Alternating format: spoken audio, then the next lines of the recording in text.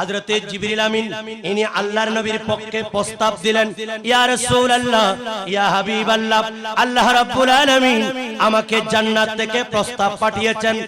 এক নম্বর প্রস্তাব, আপনি আপনার শাহজাদি খাতুনে জান্নাত মা ফাতেমা তাজ-জাহরা রাদিয়াল্লাহু তাআলা এবং মাওলা আলী শেরে খুদার আপনি দুবইয়েরকে আপনি নেকার ব্যবস্থা করেন। আল্লাহ রাব্বুল আলামিন আরশ আজিম থেকে প্রস্তাব পাঠিয়েছেন, উনি চলে গেলেন। এ আনাস, তুমি কি শুনেছো জিবরিল কেন এসেছেন? ইয়া রাসূলুল্লাহ, আপনি ভালো জানেন। বলেন, আল্লাহ প্রস্তাব পাঠিয়েছে আমার কন্যা হযরতে মা ফাতেমা তাজ-জাহরা রাদিয়াল্লাহু তাআলা আনহা ওনার সাথে হযরতে মাওলা আলীর শাদী দেওয়ার নির্দেশ দিয়েছেন। হযরতে মাওলা আলী দৌড়ে আসতেছেন, আলী কেন এসেছো? ইয়া রাসূলুল্লাহ, আপনার কদমে এসেছি আমি একটা প্রস্তাব নিয়ে। ওগো আল্লাহর নবী, আপনার কন্যা ফাতেমাকে শাদী করার প্রস্তাব। আলী, এইমাত্র জিবরিল গিয়েছে তোমার পক্ষ থেকে, আল্লাহর দরবার থেকে তোমার জন্য প্রপোজ পাঠিয়েছে। আর একটু বড় করে বলেন। আজকে সেই মাকে মা ফাতেমা বললেও নাকি অনেকের খারাপ লাগে। নাউজুবিল্লাহ বলেন। ওই আমরা একটা সঙ্গীতে পড়ি না, মা ফাতিমার নয়নে মনি হযরত আলীর আনে ইমাম হোসেন শহীদ হলেন। দান বলেন ইমাম হোসেন শহীদ। একটু হাত তুলে দেখান না। আনে মা ফাতিমার নয়নে মনি হযরত আলীর আনে ইমাম হোসেন। দান বলেন ইমাম হোসেন শহীদ হলেন। দয়াল নবীর জবানে কারবালার বয়ানে, দয়াল নবীর কারবালার নে আওলাদে রাসূল শহীদ হবেন, হাদিসে প্রমাণ ইমাম হোসেন। কারবালার ময়দান ইমাম হোসেন। ঈদের দিনে নতুন পোশাক পরলো সকলে, হাসান হোসেন কান্দে নানা পোশাকে দাও বলে। বড় করে বলেন। দয়াল নবী করলেন দোয়া, ওগো রাব্বানা জান্নাত হতে কুদরতের পোশাক পাঠাও না। লাল সবুজের সেই পোশাকে কারবালারি শান ইমাম হোসেন। দান বলেন ইমাম হোসেন।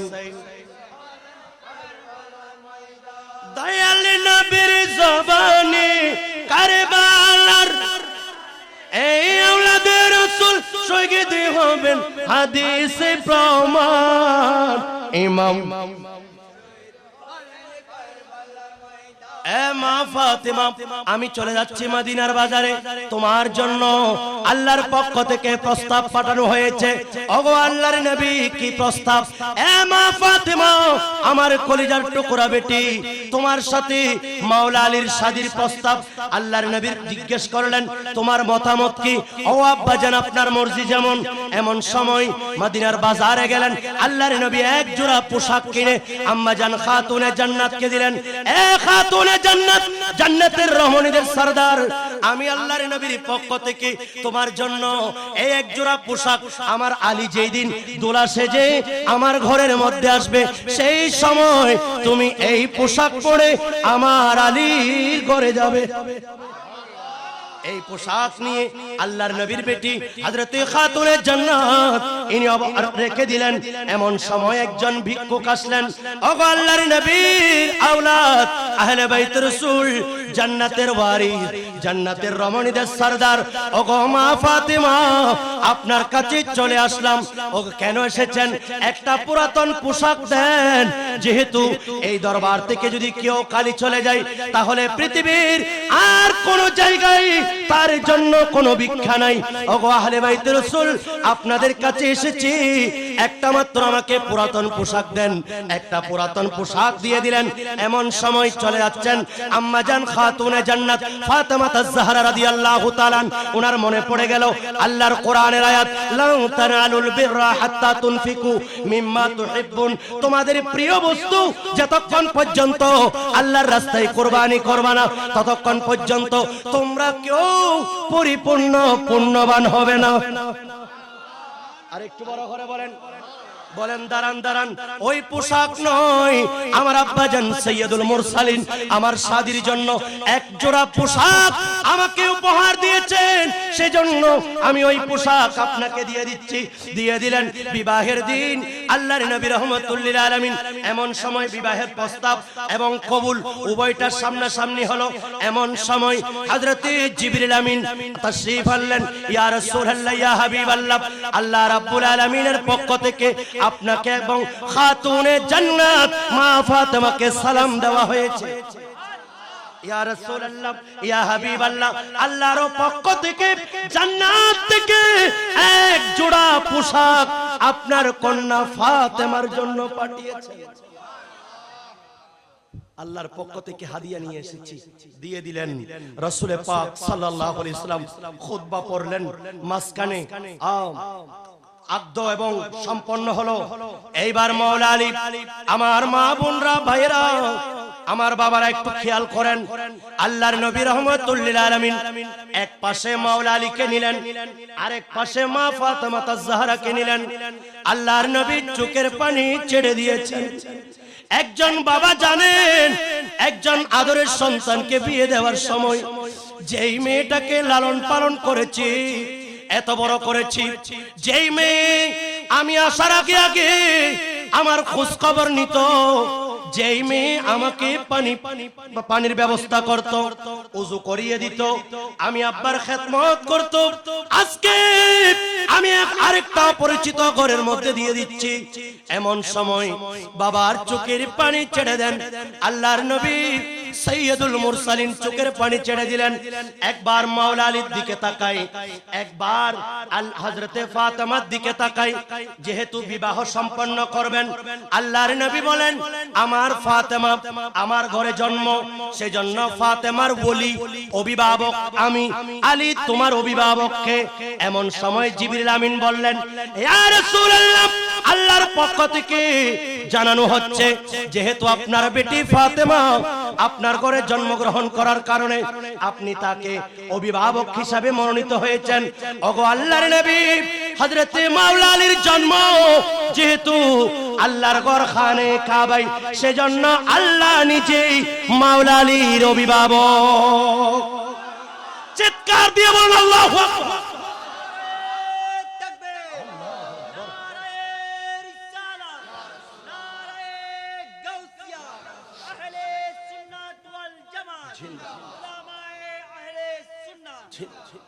এমন সময় রাসূল পাক সাল্লাল্লাহু আলাইহি ওয়াসাল্লাম একবার মেয়ের দিকে তাকায়, একবার জামাতার দিকে তাকায়।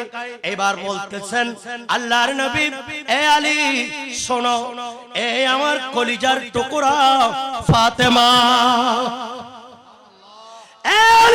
শোনো শোনো, আমি তোমার হাতে তুলে দিচ্ছি এই আমার কন্যা, আমার কলিজার টুকরা সাইয়্যিদাতু নিসাইল আলামিন, যিনি মহিলাদের সরদার, জান্নাতি রমণীদের সরদার, খাতুনে জান্নাত, আমি তোমাকে তুলে দিচ্ছি।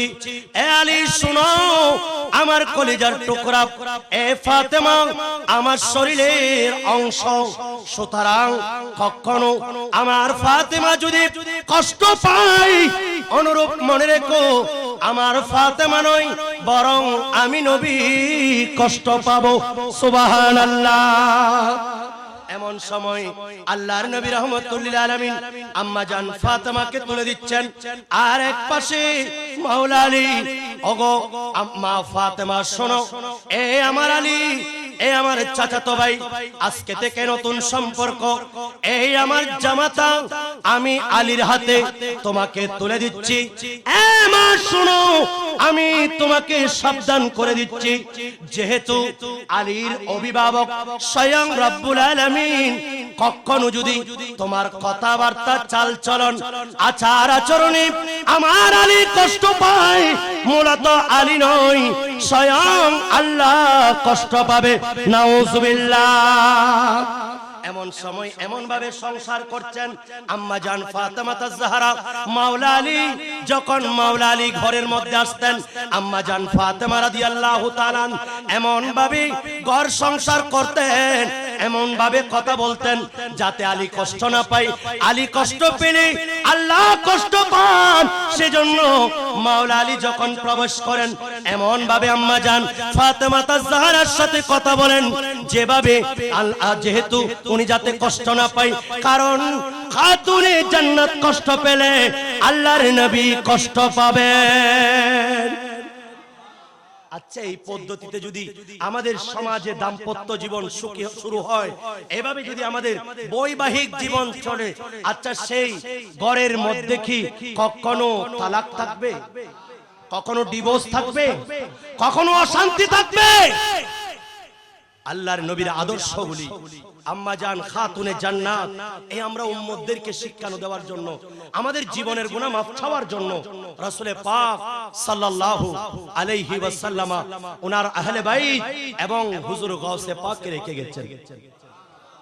হযরত ওমর ফারুক আযম রাদিয়াল্লাহু তাআলা ওনার হাতে, মাওলা আলীর হাতে আল্লাহর নবী একটা জুব্বা দিলেন। আলী, এই ওমর শুনো, করণ শহরের মধ্যে আমার একজন আছে যার নাম আওয়াইস করণী। হযরত ওয়াইসুল করণী রাদিয়াল্লাহু তাআলা উনি আছেন, উনি ওনার আম্মা বৃদ্ধ অবস্থায়, ওনার সেই সৌভাগ্য হয়েছে আমি নবীর যুগ পেয়েছে। আমি নবীর এই দুই চোখে আমাকে দেখে সাহাবীদের মর্যাদা অর্জন করতে পারতো। এই ওমর, এই আলী, আমার ইন্তেকালের পরে তোমরা ওনার কাছে গিয়ে আমার এই জুব্বা মুবারক ওনাকে দিবা। এই জুব্বা দিয়ে আমি নবীর পক্ষ থেকে সালাম দিবা। শুধু তাই নয়, এমনকি আমার গুনাহগার উম্মতের জন্য দোয়া করতে বলবা, আমাদের জন্য। সুবহানাল্লাহ বলেন। বারাই রবিউল আউয়াল আজরাইল আসলো ঘরে, উম্মতের মাফের ওয়াদাই নবী গেলেন ভুবন ছেড়ে। বলেন উম্মতের মাফের ওয়াদাই নবী গেলেন ভুবন। রাব্বি হাবলি করে কাঁদেন আপে উম্মতের মায়ায়, কাঁদেন নবী মদিনায়। একটু সবাই বলেন নবী কাঁদেন।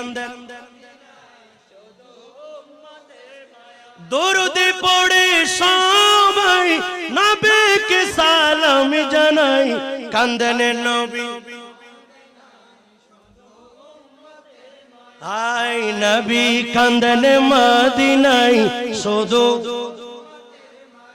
আল্লাহর নবী রাহমাতুল লিল আলামিন ইন্তেকালের পরে এইবার ওমর ফারুক আযম মাওলা আলী দৌড় দিলেন। দৌড়তে দৌড়তে ইয়ামেনের মধ্যে সেই করণ শহরে দৌড়ে গেলেন। ওয়াইস নামক ওনাকে তালাশ করতেছেন, দেখলেন উনি সাগরের তীরের মধ্যে এমন সময় আল্লাহকে রুকু সাজদা করতেছেন। অত্যন্ত বিনয়ের সহিত সালাম ফিরালেন, ওনাকে সালাম দিলেন, মুলাকাত করলেন। বলেন আমরা এসেছি মদিনায়ে তৈয়বা থেকে। বলেন কে? বলেন আমি ওমর ফারুক, আমি মাওলা আলী। খুশি হয়ে গেলেন।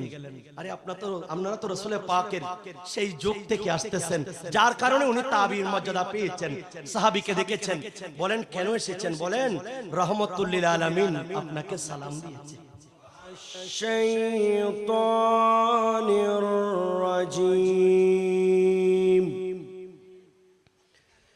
বিসমিল্লাহির রাহমানির রহিম।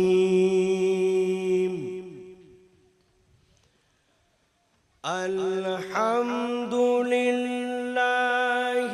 রাব্বিল আলামিন।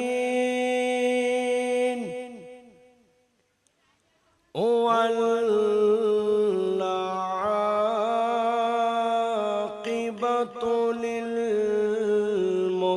للمتقين والصلاة والسلام على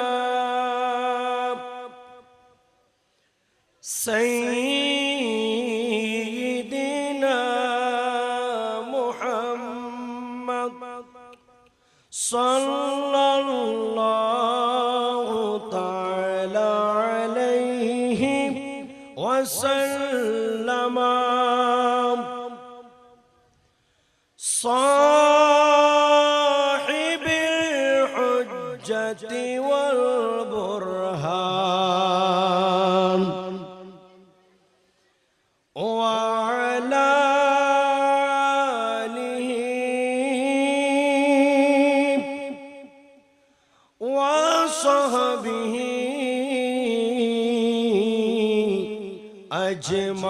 أجمعين أما بعد فقد قال الله تعالى في شان حبيبه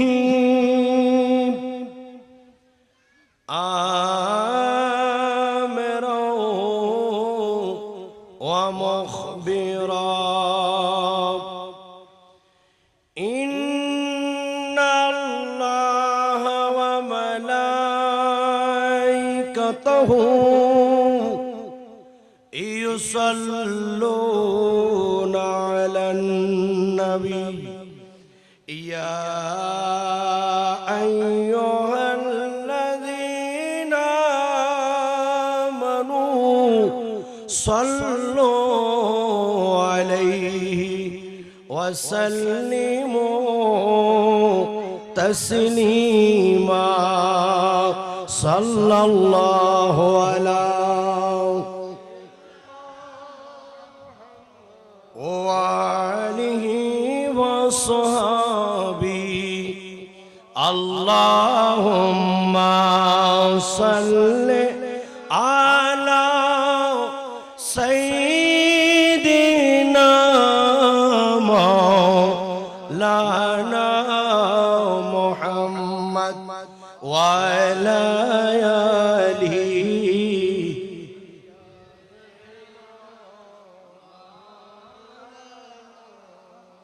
আরেকটু মোহাব্বত নিয়ে দুরূদ শরীফ পড়ি গভীর রাতে আল্লাহুম্মা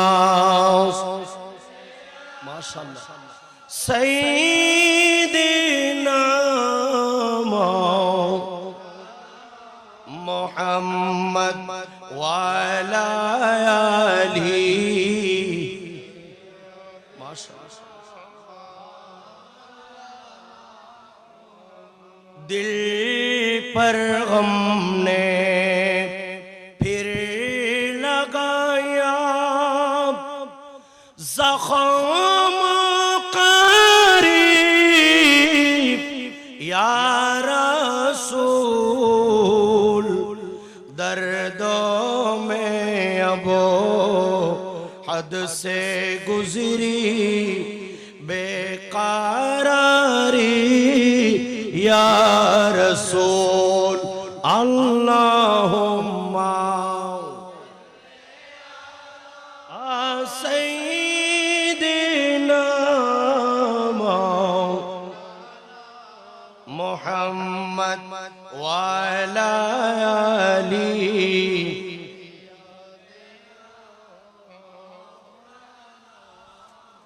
सलातुन या रसूल अल्लाह अलैकुम गौसे आज़म आपसे फरियाद है जिंदा पीरी पाके मिल्लत कीजिए सलातुन या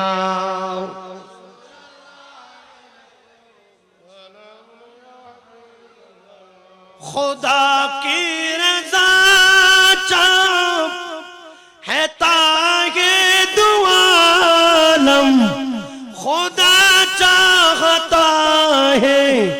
रज़ाई मोहम्मद ज़हीज़तो एतलाए मोहम्मद कहे अर्श हक ज़ेर पाए मोहम्मद सलातुन या।